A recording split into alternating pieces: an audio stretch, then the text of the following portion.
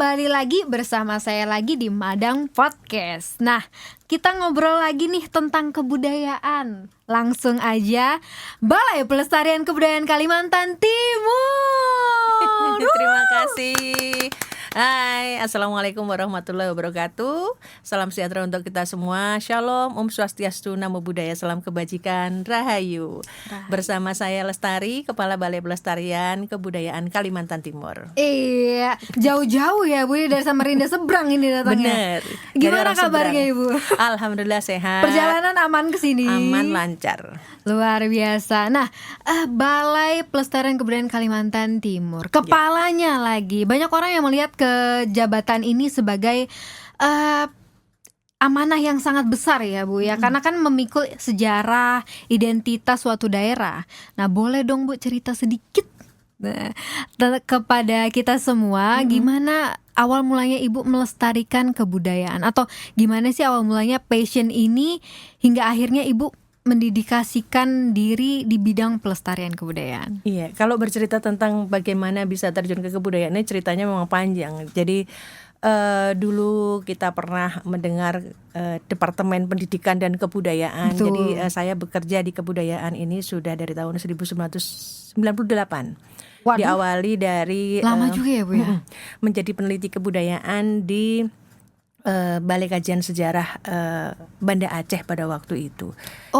Seiring berjalannya waktu, kemudian ada perubahan-perubahan organisasi hingga sampai saat ini saya bekerja di Balai Pelestarian Kebudayaan Kalimantan Timur sesuai dengan Permenbud nomor 2 tahun 2026, nomenklatur kami menjadi Balai Pelestarian Kebudayaan Kalimantan Timur, yang wilayah kerjanya itu Kaltim dan Kaltara.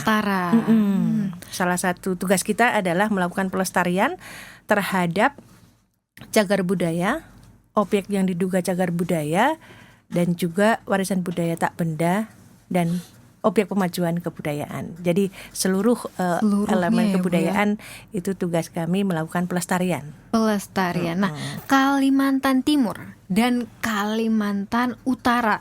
Kalimantan Timur aja udah besar, apalagi Kalimantan Utara ini yang luas banget dan beragam sukunya, beragam juga adatnya. Nah, selama Ibu memimpin, apa sih tantangan terbesar atau justru pengalaman yang paling berkesan? Kan Ibu dari Banda Aceh nih, tiba-tiba di Kalimantan Timur kita ini, nggak cuma Kalimantan Utara. Nah, apa nih yang ketika Ibu terjun ke lapangan, apa sih?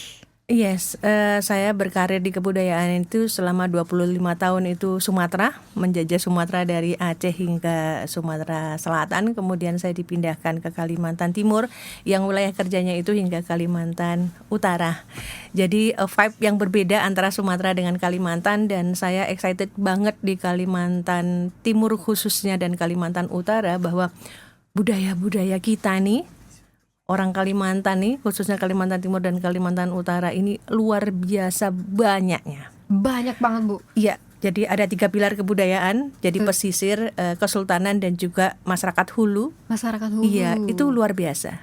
Dan ini menjadi PR kita bersama untuk menjadikan identitas ini bisa dikenal ke seluruh dunia. Sebenarnya bukan cuma BPK aja ya Bu ya, tapi sebenarnya masyarakat sekitarnya juga harus lebih punya rasa mempunyai gitu ya, memiliki. Jadi BP Kebudayaan itu juga bermitra dengan komunitas dan juga dengan dinas yang mengampu bidang kebudayaan. Itu kita selalu bermitra karena fungsi kita itu sebetulnya banyak memberikan fasilitasi baik terhadap komunitas, pendampingan juga terhadap dinas-dinas terkait bagaimana sih kita harus membawa arah pemajuan kebudayaan ini agar bisa lebih bermanfaat dan menjamin masyarakat untuk bisa nyaman menjalankan kegiatan budayanya. Betul. Nah, kalau ngomong-ngomong tentang kebudayaan ini kan agak terdengar seperti sejarah gitu ya Bu ya. Nah, di era gempuran teknologi dan modernisasi yang luar biasa saat ini, bagaimana Ibu menjaga energi dan optimisme bahwa nilai-nilai budaya lokal kita ini tidak punah ditelan zaman? Iya. Jadi begini, kami ini sedang mempunyai PR besar sebetulnya menyamakan persepsi kami dengan masyarakat terkait dengan pelestarian kebudayaan nih, karena masih banyak yang menganggap bahwa kebudayaan itu harus di-keep, harus dilindungi. Padahal yang namanya pelestarian itu adalah kita melakukan pelindungan, pengembangan dan pemanfaatan. Jadi jangan kita sibuk melakukan pelindungan saja, ya tahu dilindungi, ini nggak boleh diapa-apain, ini nggak boleh diapa-apain. Jadi seolah-olah masyarakat itu melihatnya bahwa kebudayaan itu adalah sesuatu hal yang kuno, betul. Sejarah harus di-keep, nggak boleh diapa-apain.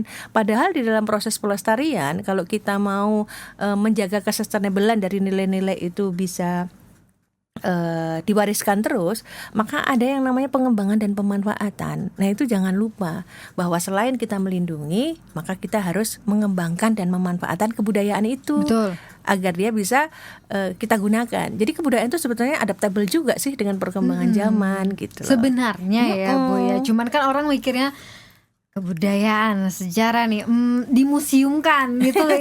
Orang tuh jadi barang tua nggak boleh diapa-apain. Nggak boleh diapa-apain. Nah, karena kalau diapa-apain nanti rusak, nanti punah, seperti itu. Padahal sebenarnya enggak kan Bu? Iya.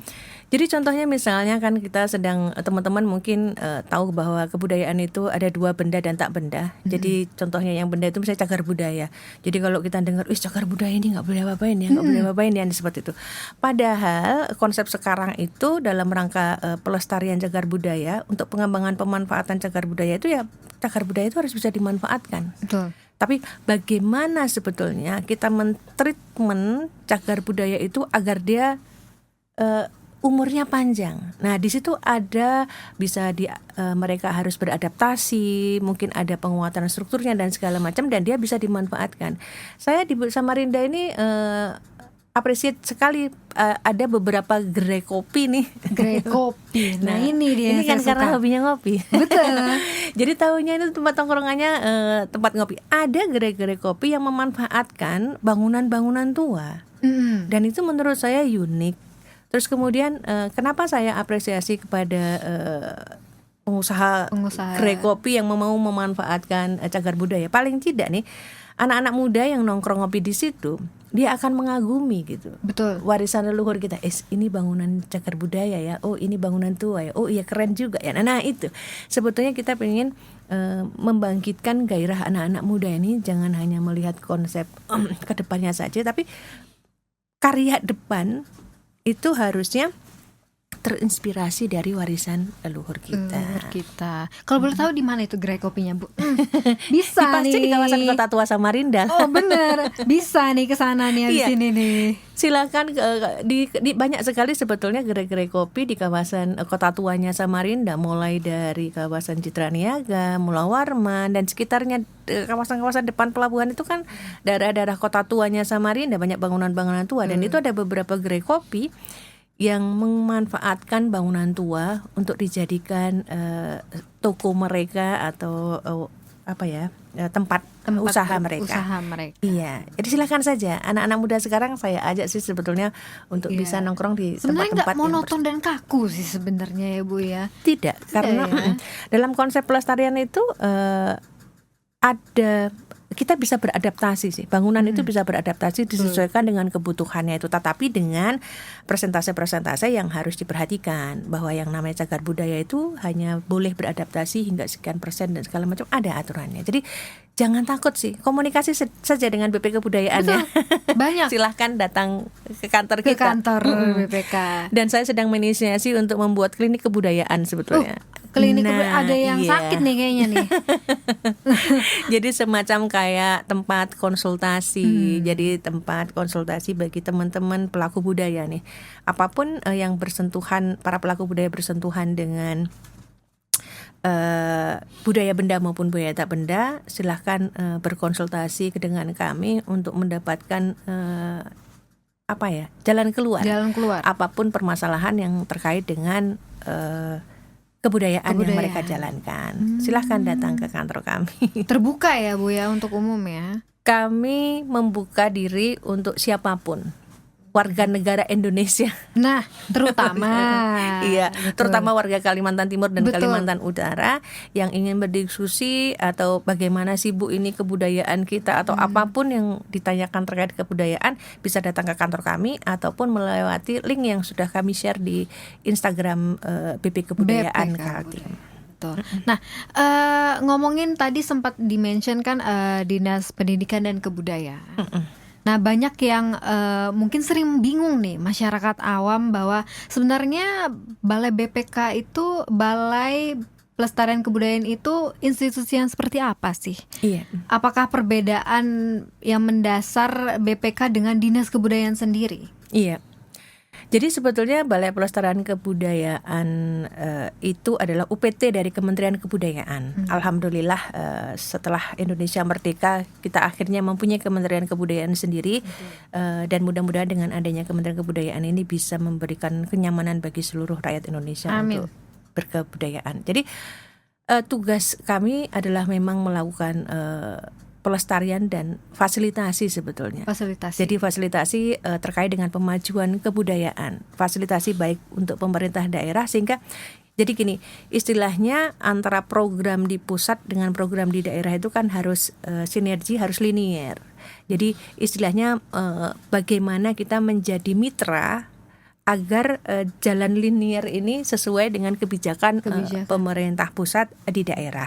Sedangkan Dinas Pendidikan dan Kebudayaan di daerah itu yang tahu betul sebetulnya apa yang mereka butuhkan, apa yang masalah yang mereka punya, sehingga kebijakan pusat dengan kebijakan daerah itu nantinya bisa linier, pas sekali, bersinergi, sehingga bersinergi dengan tepat. Makanya kami ini berada, karena kebudayaan itu urusnya kan banyak ya. Betul. Jadi memang perlu pendampingan dari kami, dan kami juga kadang-kadang tugas dan fungsi dari Dinas Kebudayaan yang tidak tercover memang menjadi tugas kami juga untuk membackup keberadaan tugas dan fungsi mereka sehingga terakselerasi dengan cepat. Betul. Nah, berbeda namun bekerja sama untuk bersinergi lebih baik ya Bu. Iya, ya, benar. Jadi kebudayaan tidak hanya urusan dari pemerintah saja, tetapi komunitas juga. Kami bermitra juga dengan komunitas yang ada di wilayah. Gak bisa sendiri-sendiri ya, semuanya harus kerjasama ini Bu. Iya benar. Nah, sering ada yang anggap keliru bahwa urusan pelestarian budaya itu hanya sekedar merawat benda-benda purba. Nah, yang kaku, terus ada juga yang situs cagar budaya di masa lalu aja. Nah, benar nggak sih fungsi BPK sekarang itu tuh sudah lebih dinamis dan luas dari sekedar menjaga barang, ya kalau sekarang ngomongin barang kuno. Gitu. Iya. Jadi begini, seperti yang saya sampaikan tadi bahwa pelestarian itu pertama adalah kita melakukan pelindungan. Nah, pelindungan itu salah satunya adalah bagaimana kita menetapkan status misalnya cagar budaya. Kenapa sih bangunan itu harus ditetapkan sebagai cagar budaya? Ya bangunan itu harus usianya 50 tahun minimal, terus kemudian dia harus mempunyai nilai penting, mewakili zamannya dan lain, sesuai dengan undang-undang cagar budaya itu ada syarat-syaratnya tertentu. Kenapa dia harus dilindungi? Kalau misalnya dia sudah ditetapkan, berarti dia terlindungi secara undang-undang. Nah, kenapa sih sebetulnya kadang-kadang ada yang nanya, ngapain sih bangunan tua itu kok mesti dijaga, mesti itu? Iya. Karena dia menjadi pengingat kita, menjadi monumen kita, sebagai simbol identitas kita, dan sebagai simbol juga bahwa perjalanan peradaban itu kita pernah menjadi bagian dari perjalanan peradaban bangsa ini. Tanpa disadari sebenarnya. Iya, sebetulnya. Jadi kenapa sih kita perlu merawat? Karena itu kan monumen ya, pengingat ya. Nah, pengingat itu bisa ada dua. Yang pertama memang pengingat untuk mengingat kejayaan kita masa lampau, tetapi tujuan akhirnya adalah bahwa pengingat itu bisa membuat kita semakin semangat dan mencintai negeri ini dan terinspirasi dari istilahnya sejarah masa lampau untuk berkarya di masa depan. Jadi saya pengennya kayak gini ya. Pelajarilah sejarahmu, pelajarilah budayamu, karena itu menjadi penguat kalian untuk berkarya. Kalau kita sumbernya bukan dari leluhur kita sendiri, dari mana? Dari orang luar yang bukan itu, kita nggak punya kekuatan lebih mencengkeram, lebih kuat kalau misalnya kita berpijak di tanah kita sendiri. Betul. Nah, jadi saya pengennya mereka mempelajari budaya-budaya leluhurnya untuk berkarya di masa depan. Karena apa? Identitas kita tuh pasti unik, berbeda dengan orang lain. Betul. Kalau sama ya kita nggak punya identitas lagi. Nggak punya identitas itu namanya. Iya, betul. Benar. Jadi kita harus merawat identitas, itu penting. Karena itu merek kita. Merek kita, benar. Karena sebenarnya kalau mau melihat budaya orang lain kan bisa saja. Namun jangan lupa bahwa kita sebenarnya punya identitas sendiri, betul ya, Bu? Iya. Kalau kita ngomongin tentang cagar budaya, warisan budaya kita nih banyak. Saya pengen mengingat masa lampau saja, bahwa kerajaan Hindu tertua adanya di mana? Di Muarakaman itu, di Kaltim itu.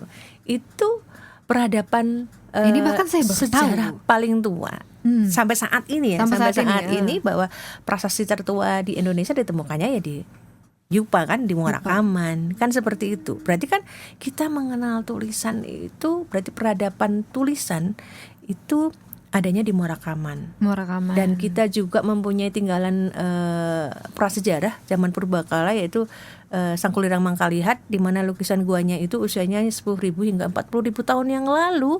Betul. Itu di sana sudah ada kehidupan. Jadi sampai saat ini kami baru mendata sekitar 64 gua yang ada cap tangannya dari 1,8 juta luasan dari Sangkulirang UNESCO kemarin ya, Bu, yang sedang diusulkan menjadi geopark oleh pemerintah Provinsi Kalimantan Timur. Tapi sorry Bu, sebentar.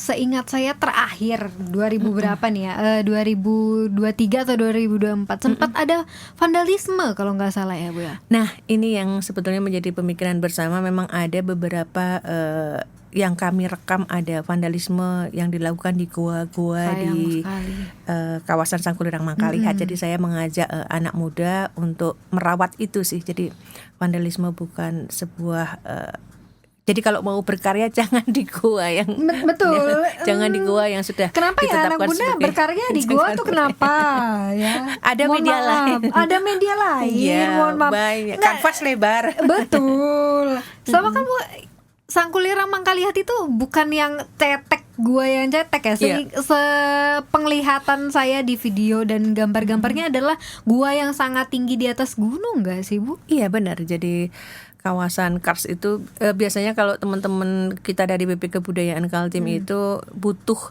2 hari untuk bisa sampai ke gua-gua itu. Jadi ada yang dia harus manjatnya vertikal, ada yang manjatnya ya lereng-lereng 40 ke atas misalnya. Wow. Sampai 90. Itu tenaga harus ini ya. Iya, ada yang jalan sampai 2 hari bisa sampai ke gua-gua itu, dan pemerintah aware terhadap itu, khususnya Kementerian Kebudayaan melalui BP Kebudayaan Kaltim itu menempatkan sekitar 6 juru pelihara di sana yang membantu kami untuk bisa memonitor terus keberadaan dari gua-gua cap tangan tersebut. Sorry, ngapain ke gua di atas sana, ngapain saya tanya. Buat apa? Kalau mau berkarya nggak usah ke gua. Buat apa? Gelap. Jauh. 2 hari lagi naiknya. Nah, sering juga kita bicara nih tentang 10 objek pemajuan kebudayaan, seperti tradisi lisan, adat istiadat, olahraga tradisional maupun seni pertunjukan. Bagaimana BPK memetakan kondisi objek-objek tersebut di wilayah Kaltim dan Kaltara saat ini? Iya. Alhamdulillah sekali bahwa pemerintah Kalimantan Timur setiap tahun pasti mengusulkan warisan budaya tak bendanya sebagai wujud pelindungan nih. Nah, jadi dalam rangka pelestarian kita sudah melakukan pelindungan tiap tahunnya terhadap 10 OPK tersebut. Jadi sampai saat ini sekitar 64 warisan budaya tak benda Indonesia yang sudah diusulkan oleh pemerintah Kalimantan Timur. Nah, sekarang terkait dengan penetapan itu yang sebagai bagian dari pelindungan, apa yang harus kita lakukan? Pemanfaatan, pengembangan pemanfaatannya ini yang menjadi PR. Betul. Setelah ditetapkan, setelah dilindungi, apa yang harus kita lakukan? Nah itu, hai anak muda, gitu kan. Hai. Apa yang bisa kita kerjakan? Kita itu bukan, saya tidak memberikan ke anak muda, tapi kita, yaitu baik golongan tuanya, baik pemerintah daerahnya, pemerintah pusatnya maupun anak-anak muda, komunitas-komunitas yang itu, ayo pengembangan pemanfaatan dari warisan budaya tak benda yang sudah ditetapkan ini, apa yang harus kita lakukan? Nah itu yang masih PR kita sebetulnya terkait dengan OPK itu adalah kita baru tahap pelindungan, belum pengembangan dan pemanfaatannya. Jadi kalau kita ngomongin OPK ini, izin menyampaikan 10 objek pemajuan kebudayaan itu ada manuskrip. Ada manuskrip, kemudian ada tradisi lisan, adat istiadat, ritus, kemudian seni, bahasa, pengetahuan tradisional, teknologi tradisional, olahraga tradisional, dan permainan rakyat. Jadi ada 10 objek pemajuan kebudayaan yang itu mulai dari kita bangun tidur hingga tidur lagi pasti kita melaksanakan yang 10 itu. Paling tidak ada berapa dari yang 10 itu. Tapi itu yang PR kita bersama, bagaimana kita bisa memanfaatkan dan mengembangkan WBTB yang sudah ada itu. Karena ujung-ujungnya sebetulnya dalam rangka pelestarian kebudayaan itu seharusnya kebudayaan itu bisa memberikan manfaat secara ekonomi bagi masyarakat. Betul. Nah ini yang kadang-kadang masih kalau kita ngomongin tentang IPK Kalimantan Timur, Indeks Pembangunan Kebudayaan Kalimantan Timur, nilai yang paling rendah itu masih di ekonomi budaya dan warisan budaya. Jadi menjadi PR kita bersama bagaimana kita bisa meningkatkan perekonomian kita tidak hanya dari tambang dan perkebunan saja, tapi bagaimana menggali potensi budaya untuk bisa bermanfaat secara ekonomi. Nah, kalau untuk di 10 itu nih di Kalimantan Timur aja dulu lah, jangan sampai ke Kalimantan Utara. Di Kalimantan Timur ini apakah ada ya posisi yang atau objek, salah satu objeknya itu yang sangat butuh perhatian khusus untuk saat ini? Jadi sebetulnya kita itu punya tradisi atau ritual atau ritus, prosesi-prosesi, upacara-upacara adat yang lumayan banyak. Tapi sekarang tidak hanya tradisi itu, tapi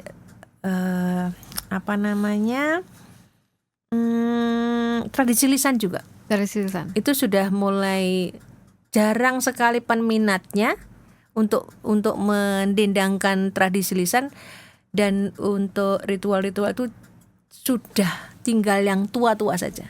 Anak muda tidak mau menyentuh atau tidak mau belajar terkait tradisi-tradisi yang ada. Nah ini menjadi PR bersama, bagaimana sebetulnya tradisi-tradisi yang ada itu, yang sekarang dijalankan oleh orang tua-tua itu bisa beradaptasi untuk bisa diterima anak muda. Perlu dialog nih antara golongan tua dan golongan muda. Nah ini dia, gak cuma untuk orang tua ya pelestarian kebudayaan itu. Anak muda juga harus, sebenarnya PR bersama. Lagi-lagi ini PR bersama untuk kita semua. Karena budaya itu bukan milik 1-2 orang, tapi milik kita semua. Iya, bener Mbak. Nah gimana strategi dari BPK sendiri untuk memberikan fasilitas nih untuk pemajuan kebudayaan bagi komunitas adat ataupun pelaku seni di daerah? Karena kan agar objek-objek kebudayaan ini tidak sekedar mencatat sejarah ya Bu ya, tetapi juga benar-benar hidup, dan seperti yang Ibu bilang tadi, menghidupinya. Iya. Jadi Kementerian Kebudayaan itu banyak sekali sebetulnya memberikan fasilitasi terhadap komunitas ini khususnya untuk bisa melaksanakan kegiatan pemajuan kebudayaan. Di Balai Pelestarian Kebudayaan Kalimantan Timur sendiri mempunyai program yang namanya fasilitasi pemajuan kebudayaan. Jadi kita memberikan semacam stimulan berupa anggaran atau dana kepada para komunitas untuk bisa diakses dan bisa mendukung mereka untuk berkegiatan kebudayaannya. Dan yang kedua adalah program yang ada di Kementerian Kebudayaan, yaitu program Indonesia Raya. Jadi program Indonesia Raya itu memberikan fasilitasi terhadap komunitas yang ada di Kalimantan Timur dan Kalimantan Utara, seluruh Indonesia sebetulnya, untuk bisa mengakses dana tersebut. Jadi dana Indonesia Raya untuk bisa berkegiatan kebudayaan. Dan itu ada 11 kategori yang bisa diakses anak muda. Ini ya. Apa nih Bu 11 kategori? Misalnya ini kita ngomongin tentang anak muda ya. Anak muda yang hobinya film nih. Film. Jadi ada sinema Indonesia Jadi siapa-siapa yang mau berkegiatan terkait dengan sinema Indonesia atau mau mutar film di daerah tertinggal, di daerah terluar atau di daerah yang terdalam. Nah, ini terdalam ini. Jadi misalnya daerah-daerah yang susah diakses gedung bioskop, maka mereka bisa melakukan kegiatan-kegiatan itu. Nah, itu ada platformnya terkait ada kategori sinema Indonesia, silahkan.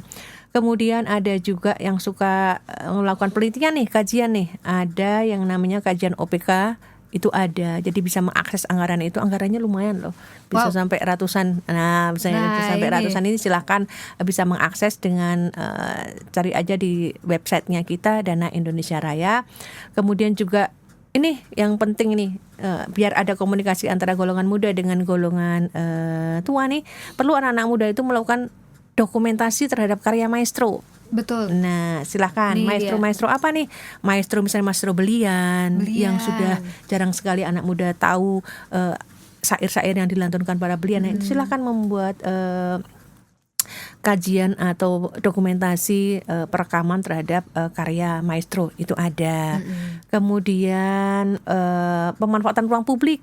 Nah, itu anak-anak muda yang pengennya bikin festival, memanfaatkan ruang-ruang publik untuk mengumpulkan anak-anak muda untuk mengenal budayanya. Silakan. Nah, itu bisa mengakses kategori pemanfaatan ruang publik. Kemudian ada juga nih ada 11 kategori sih Mbak. Mungkin bisa dilihat kalau saya terangkan satu-satu di sini. Silakan buka.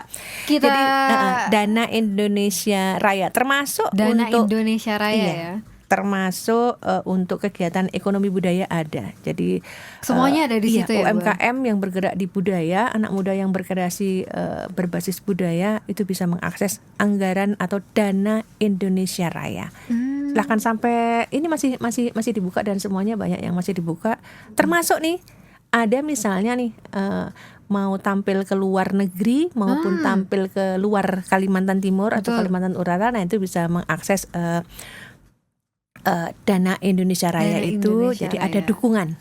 Ada dukungan mereka untuk tampil ke luar negeri bahkan ataupun ke dalam negeri. Berarti ini nggak cuman pertunjukan aja ya, semua ada di situ. Mau pameran, mau apa, termasuk nih kalau misalnya ada nih sineas yang mau ikut festival film ke luar negeri, nah itu ada juga. Nanti silakan. Penting temanya tentang budaya ya. Iya. Karena supporting anggarannya dari anggaran abadi kebudayaan, jadi memang semuanya kita memberikan fasilitasi terhadap kegiatan-kegiatan yang bersumber dari budaya-budaya lokal kita. Ayo anak muda nih, ini terima kasih sudah diundang di acara ini. Saya juga baru tahu loh ada kesempatan. Saya kira kayak ya kita berbudaya sendiri, menghidupi sendiri.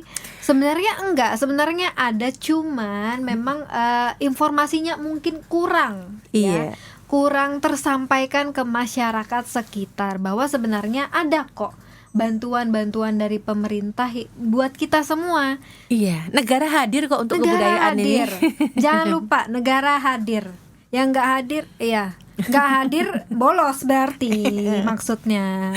Nah, berarti kalau kemarin kan kita undang ISBI Kaltim, ada juga Alif Pakot yang punya komunitas untuk membuat alat musik sape. Ya, baru sape sih sekarang. Dia pengennya juga kalau bisa ada lagi yang lain. Berarti bisa nih Bu pakai Dana Indonesia. Bisa, karena kan dia UMKM yang bergerak di bidang budaya. Betul. Itu disupport. Ada kategori untuk pendukungan terhadap UMKM berbasis budaya. Dana Indonesia Raya. Negara ini mensupport, hanya informasinya kurang. Semoga habis ini semuanya bisa langsung cek Dana Indonesia. Selalu pantengin website tentang budaya Indonesia ya. Jadi kami membuka diri kalau misalnya ada yang mau bertanya. Sekarang kan nggak susah ya, ada saluran WhatsApp kami dan juga bisa datang langsung ke Samarinda Seberang, Jalan Ham Rifadin nomor 69 Samarinda Lengkap Seberang. Banget tuh. Iya, silakan datang dan kami siap membantu teman-teman untuk berdiskusi ataupun mendampingi teman-teman dalam rangka pengusulan Dana Indonesia Raya ini. Nah, ngomong-ngomong nih Bu, saya dengar kabar bahwa BPK baru aja meresmikan gedung kantor baru di Samarinda, dan kami dengar juga gedung tersebut dilengkapi dengan berbagai fasilitas modern seperti studio mini dan laboratorium. Nah, bisa diceritakan nggak sih Bu, fasilitas-fasilitas baru tersebut sebenarnya disediakan untuk apa? Iya. Jadi gedung baru kami atau gedung storage itu adalah salah satu bentuk layanan publik, layanan bagi masyarakat yang membutuhkan fasilitas terkait dengan pemajuan kebudayaan. Kami mempunyai ruang mini sinema dengan kapasitas 120 kursi. Jadi kami mengundang seluruh sekolah, komunitas, mahasiswa ataupun kelompok-kelompok yang ingin menonton film kebudayaan di kantor kami bisa mendaftarkan diri. Jadi di link Instagram kami sudah ada, silahkan mendaftarkan diri untuk bisa menonton di hari kerja, di jam kerja. Silahkan. Di hari kerja, jam kerja ya. Jadi kita punya, terus kemudian kita punya juga museum mini sih sebetulnya, jadi ruang pamer. Apa yang kami pamerkan di situ adalah apa yang kami kerjakan. Jadi kami di situ mendisplay terkait temuan-temuan kami, warisan-warisan leluhur yang kami temukan selama kami berkegiatan di Kaltim dan Utara. Kami display di situ dan teman-teman pamong budaya kami siap untuk mendampingi atau memberikan edukasi terhadap apa yang sudah kami pamerkan di sana. Terus kemudian kami juga punya lab. Jadi lab itu gunanya ya, salah satu tugas kami itu kan melakukan pemeliharaan ya. Dalam rangka pelindungan itu kita harus memelihara. Jadi temuan-temuan kami yang di lapangan kami melakukan konservasi secara rutin di wilayah kerja kami untuk menjaga kesustainablean dari cagar budaya yang ada. Jadi di kebudayaan atau di tempat kami BB Kebudayaan itu multidisipliner sih sebetulnya. Yang bekerja di situ ada yang dari jurusan biologi, di jurusan kimia, selain arkeologi, antropologi, sejarah maupun ilmu-ilmu sosial lainnya gitu. Jadi untuk melakukan pemajuan kebudayaan atau membangun sebuah kebudayaan memang harus perlu multidisipliner. Betul. Nah, jadi multidisiplin ilmu. Nah, jadi lab-lab itu salah satunya adalah sebagai ruang kami bereksperimen cara terbaik untuk melakukan konservasi terhadap warisan budaya, apa yang harus kami lakukan. Nah, jadi kenapa kami membuat lab tersebut. Nah, misalnya nih Bu, ada yang mau kolaborasi nih, misalnya dari komunitas kreatif, musisi tradisional, ataupun sineas lokal lainnya, yang pembuatan film lainnya. Nah, seperti apa sih prosedurnya dan pintu kolaborasi apa sih yang dibuka oleh BPK sendiri? Sebetulnya kami membuka apa yang bisa kami bantu. Jadi sebetulnya di konsep kami itu kan ya memberikan fasilitasi apa yang perlu difasilitasi dari komunitas nih, apa kesulitannya. Misalnya contohnya kayak kemarin itu ada komunitas yang datang, Bu, kami pengen konsultasi sih, kami pengen bikin film, idenya kayak gini-gini. Datang, kita punya perpustakaan yang isinya ya buku-buku terkait dengan kebudayaan pasti, kemudian hasil-hasil kajian kami, kemudian juga hasil kajian-kajian dari seluruh BP Kebudayaan di Indonesia juga ada, dan itu bisa, silakan datang ke perpustakaan kami, siapa tahu bisa menginspirasi dari hasil-hasil tulisan kami. Betul. Ataupun tulisan budaya dari seluruh Indonesia yang ada di kantor kami. Kemudian kami juga bisa memberikan fasilitasi, misalnya tempat nih, ada beberapa mahasiswa yang, Bu, kami ini pengen deh wawasan kebudayaan kami ini kok kami taunya kebudayaan hanya kesenian saja ya Bu. Gitu-gitu aja. Nah iya, silahkan. Jadi kemarin juga dari Universitas Mula Warman juga ada sekitar 80 mahasiswa yang datang, kemudian kita diskusi tentang budaya sambil nonton film kebudayaan. Terus dengan UIN, terus dengan UMKT, ya, terus kemudian dengan sekolah SMA, SMP, bahkan sampai PAUD pun, gitu. Wow. Itu kami dikenalkan juga, sejak dini ya Bu ya. Kebudayaan harus diperdengarkan, Betul. harus diperlihatkan dari sejak usia dini, karena itu bisa membangkitkan kecintaan mereka terhadap budaya. Jangan sampai nggak tahu itu apa. Nggak kenal maka nggak sayang. Nah itu. Tapi kalau udah sayang jangan ditinggalin. Tetap harus punya rasa memiliki. Iya, setelah kenal jangan di ghosting ya kebudayaan. Nah, itu maksud saya. Memang Gen Z zaman sekarang kayak gitu. Iya. Tapi saya berharap setelah mengenal, terus kemudian mungkin ada fase dia diam aja, tapi setelah sekian puluh tahun dia akan terinspirasi lagi dengan warisan leluhur. Sebenarnya nggak apa-apa karena kan tidak dipaksakan, tapi jangan lupa bahwa itu punya kita. Ya kan, tidak, karena kan segala sesuatu tidak bisa dipaksakan ya Bu ya. Bener. Rasa memiliki itu memang susah. Namun jangan lupa bahwa sebenarnya itu punya kita. Kalau bukan kita, siapa lagi? Ya kan, Ibu, nanti hilang kita nyalahin pemerintah. Ini pemerintahnya nih nggak bener nih ngurusnya loh. Kita sendiri juga harus introspeksi diri bahwa itu sebenarnya bukan cuma punya pemerintah. Kebudayaan itu punya kita semua. Iya. Betul ya Bu ya. Iya, nah, bener. Jika diberi kesempatan nih Bu untuk memberikan satu refleksi mendalam kepada anak muda terutama di Kalimantan Timur dan Kalimantan Utara yang mungkin mulai merasa asing dengan budaya mereka sendiri, apa nih pesan utama yang ingin Ibu sampaikan? Sebetulnya saya pengen mereka tuh mengenali sih. Jadi kenal dulu lah dengan budaya itu. Kembali ke leluhur kita. Betul. Kenali dulu. Dari kenali itu saya yakin dari 1.000 anak muda itu pasti lebih dari setengah dia bakal mencintai budaya itu. Karena salah satu bukti bahwa kita cinta tanah air ini ya mencintai budaya ini. Mudah-mudahan dengan mengenali nanti bisa membuat mereka lebih mencintai negara ini. Dan satu lagi sebetulnya kan. Apa nih Bu? Keren kalian kalau bisa berkarya tapi bersumber dari budaya leluhur kita. Karena sendiri. Kalian tidak akan disamain oleh anak-anak muda dari luar daerah. Betul. Nah kan kayak gitu. Betul. Jadi unik itu menarik. Iya. Bisa jadi itu identitas Anda sendiri. Benar. Dan Anda akan menjalankan karya tersebut, membuat karya tersebut menjadi lebih nyaman lagi karena bersumber dari budaya yang kita yakini sendiri. Betul. Dan pastinya ketika berkecimpung di situ jadi pengen lebih belajar terus. Benar. Apa sih yang kurang dari aku, apa sih yang belum aku gali tentang budaya ini. Bahkan kita ngerasa juga kayaknya aku udah cukup deh, tapi coba deh aku gali sekali lagi, siapa tahu ada yang terlewat. Nah, iya. Jadi tetap sambil belajar ya Bu ya. Benar. Jadi semakin kalian kenali, semakin kalian penasaran, semakin kalian menggali. Nah, itu dia. Jadi mudah-mudahan nanti kalian akan menemukan sampai titik di mana kalian bisa muncul ya. Setelah sampai titik menggali. Semakin lama semakin digali kan semakin cinta toh. Nah itu dia. Kalau cinta nggak bakal ninggalin dong. Itu sebenarnya tema kita hari ini adalah cinta untuk budaya kita. Benar. Cinta untuk tanah air kita. Betul. Nah sebagai penutup nih obrolan kita, silakan dong Bu sampaikan kalimat ajakan atau harapan terakhir kepada seluruh anak muda di sini yang menonton ini. Nggak cuma anak muda sih, untuk semuanya deh. Untuk semua, untuk bisa ikut ambil bagian menjadi agen pelestari kebudayaan di tanah Borneo kita. Iya. Jadi saya sebetulnya mengajak anak muda, mari berkarya, ya kan. Kalau pelindungan kebudayaan sudah banyak dilakukan oleh pemerintah daerah maupun pemerintah pusat.